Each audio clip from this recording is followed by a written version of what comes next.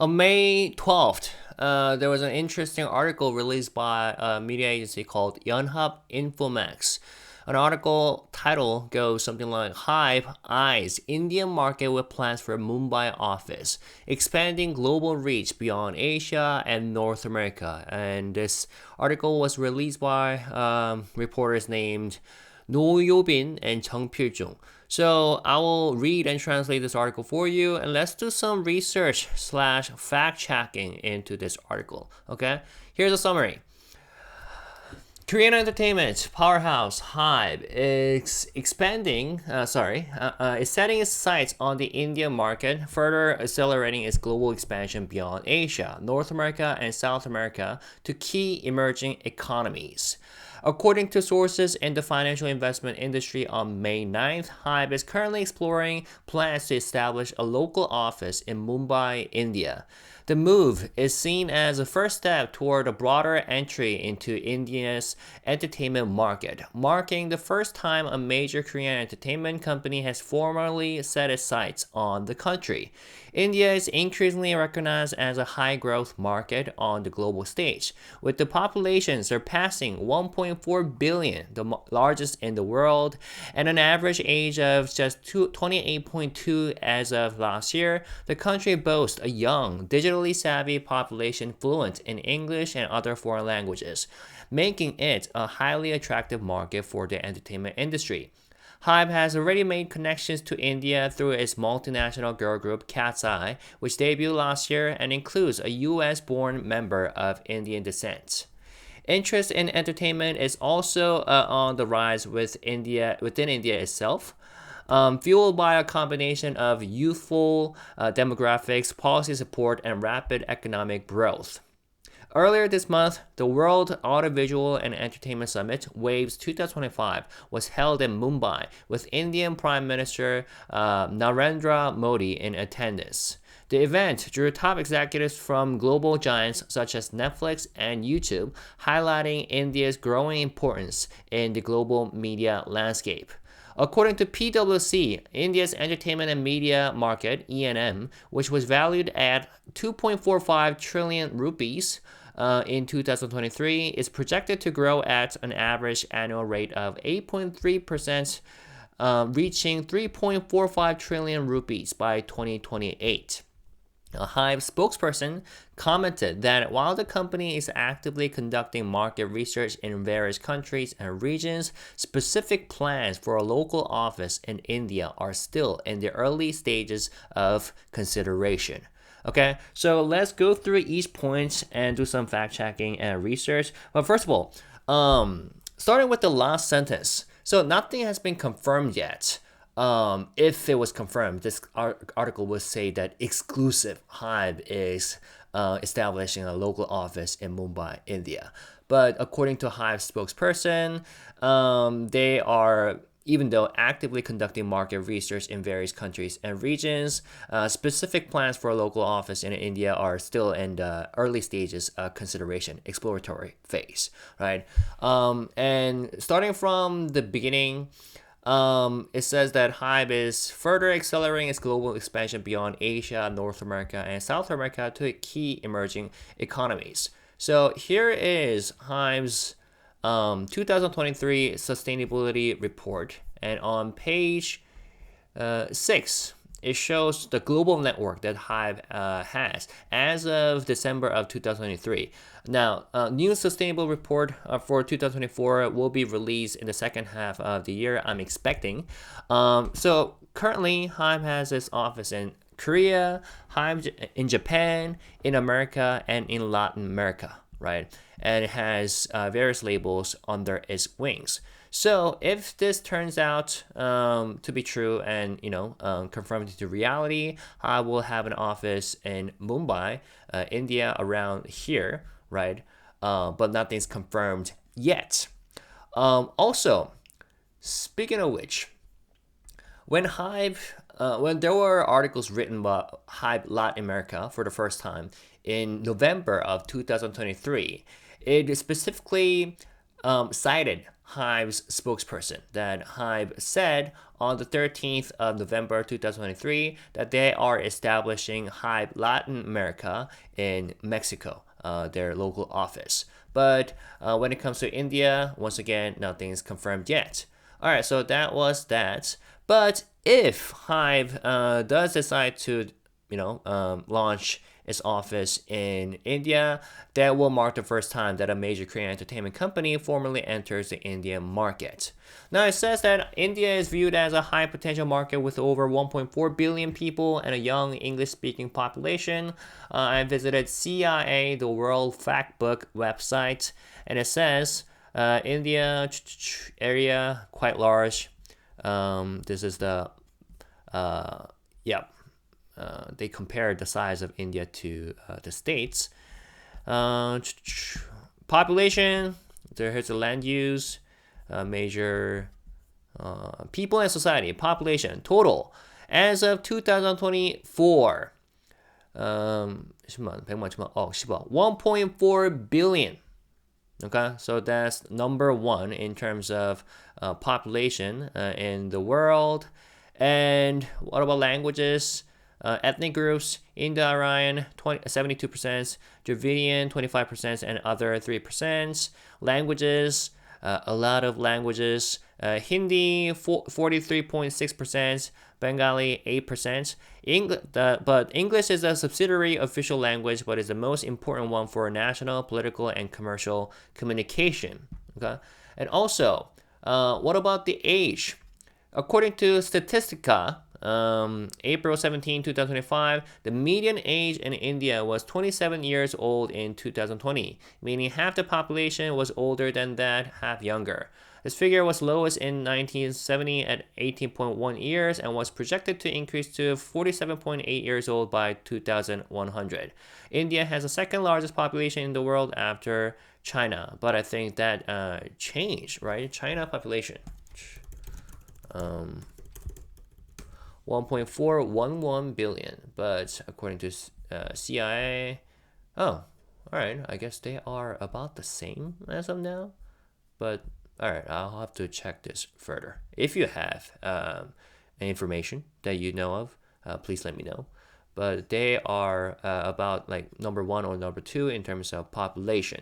But according to this article, in terms of demographics, average age of just 28.2 as of 2024. The country boasts a young, digitally savvy population fluent in English and other foreign languages, making it a highly attractive market for the entertainment industry. So I guess that is pretty factual according to my research.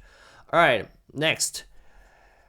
HYBE already has a connection to India through Cat's Eye, which includes a US-born member of Indian descent. I was kind of disappointed that this article didn't specifically mention the member's name. That is Lara, who is an amazing artist, very good at singing, performance, dancing, and a highly vibrant personality. Right? Where is it? If you click on India now, when it comes to Lara. She does have Indian roots and cultural background. Lara has always been deeply connected to her Indian heritage. Both of her parents are from India, and she grew up surrounded by Indian culture, traditions, and languages. She was born and raised in the US, but her family made sure she stayed close to her roots. Hindi is spoken at home, and because her family is Tamil, she also picked up some Tamil language. Her mother, who's a dance teacher, taught her Bharatanatyam, which is one of India's oldest and most respected classical dance forms. This early exposure to Indian performing arts had a big influence on Lara, shaping her love for dance and performance. She also grew up watching countless Bollywood movies and listening to Bollywood music, which she says was always playing in her house. And even though Lara didn't listen to much K-pop in her early years, she has often mentioned that the vibrant visuals, grand dance numbers, and energy of Bollywood films reminded her of K-pop performances. So this natural connection made her transition into the K-pop world feel familiar in some ways. Lastly, Lara is, of course, proud of her Indian background and has shared that she wants to represent both her Indian identity and global upbringing through her music and performances with Cat's Eye. And she also hopes to inspire young Indian fans by showing them that someone with roots like theirs can make it in the global pop scene. So, currently, HYBE does has connections with India through the member Lara of Cat's Eye. So that was that. Shout out to Lara, who has been killing it nowadays. India's interest in entertainment is growing, supported by favorable demographics, government policies, and economic growth. And speaking of which, the WAVES 2025 summit in Mumbai, attended by Prime Minister Modi and global media executives, underscored India's rising media industry profile. And yes, that event just happened in early May this month. About WAVES, all you need to know. So this is an official website for the event. Ministry of Information and Broadcasting, Government of India. They sponsor the event and organize the event. India is positioned to become a prominent hub for high-quality, cost-effective content development. Our country has a lot of talent, ranging from compelling actors and directors to competent technicians and animation professionals.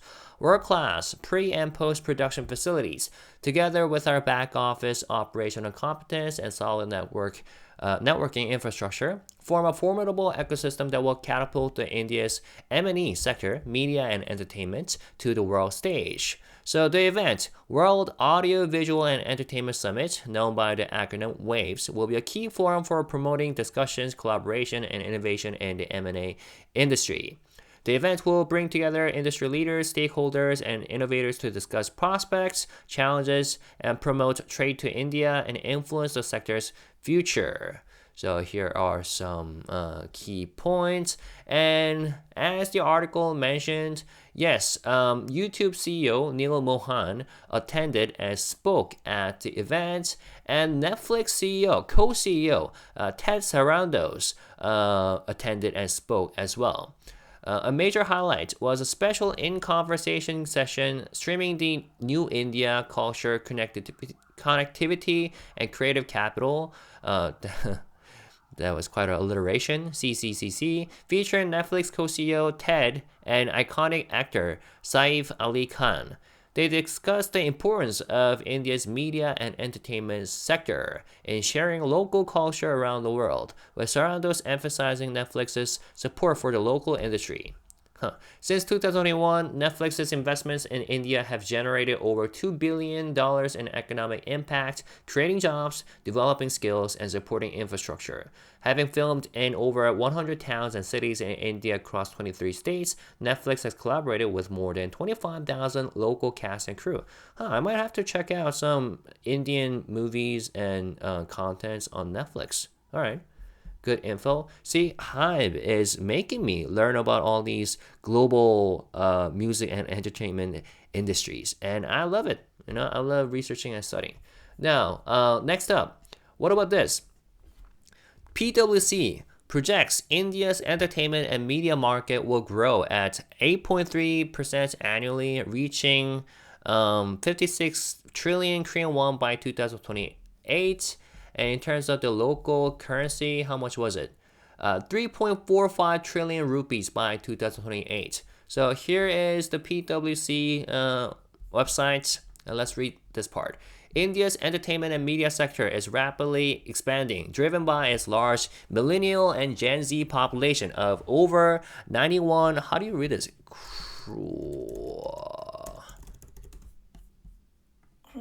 Crore. Okay. Crore. 100 rupees. Okay, I have to learn about their currency more. Crore. The key enablers include 80 crore broadband subscriptions, 55 crore smartphone users, 78 crore internet users. Wait, crore is 10 million. Okay.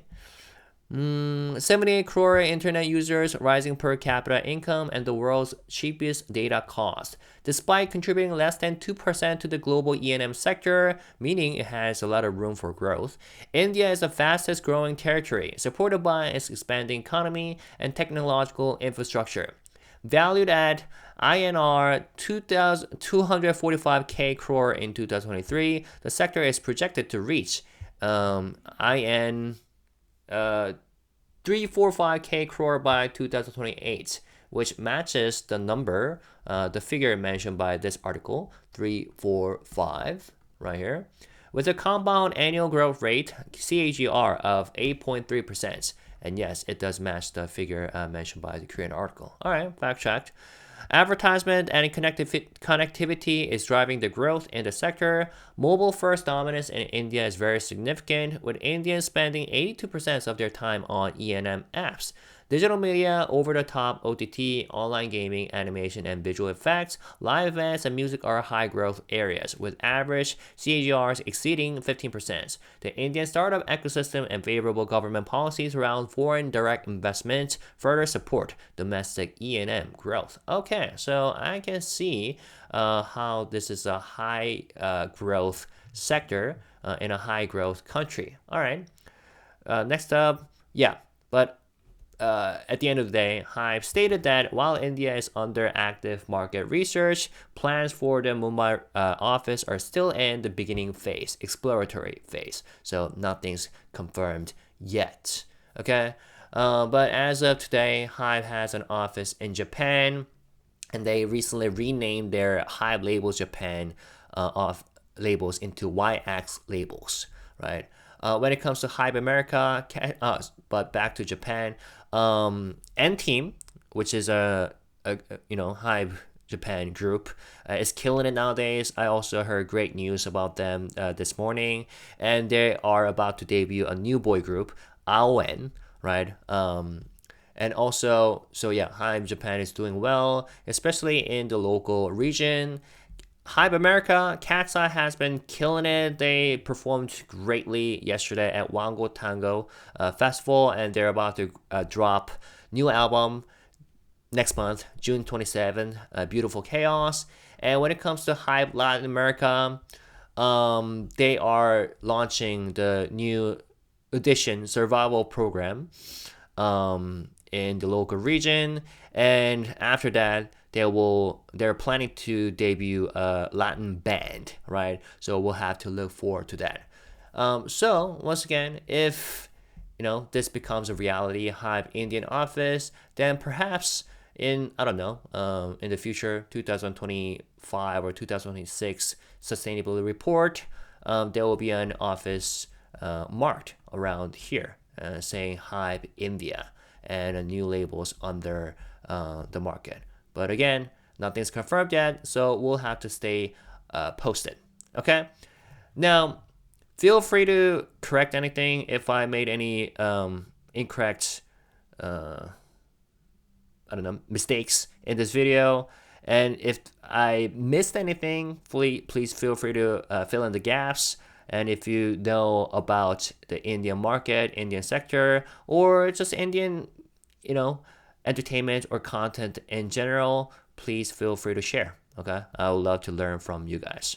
All right, so I hope that was informative, and I'll see you later. And if there's any news or updates regarding this issue, I will make relevant videos in the future.